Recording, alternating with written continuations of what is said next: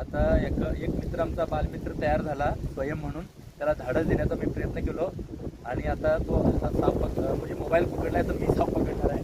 प्रयत्न करेन. भीती वाटते खरी आहे पण ते उगीच चावत नाही.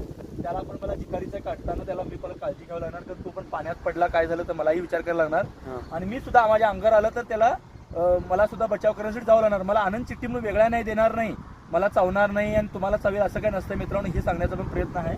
तर ह्या गोष्टी शेअर करता याव्यात हाही प्रयत्न आहे त्याचा.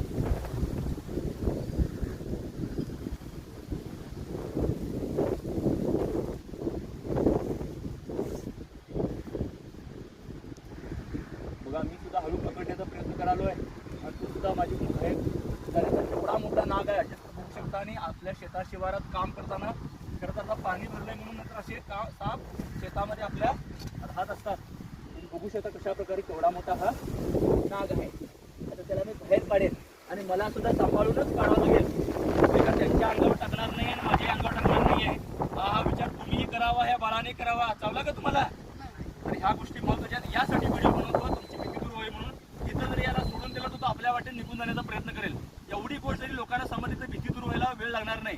तर आमचा व्हिडिओ बघण्याचा, तर ही मुलं माझी व्हिडिओ बघता म्हणालेत, पण व्हिडिओ बघून भीती दूर होत नसेल तर त्याचा काही अर्थ नाही आहे.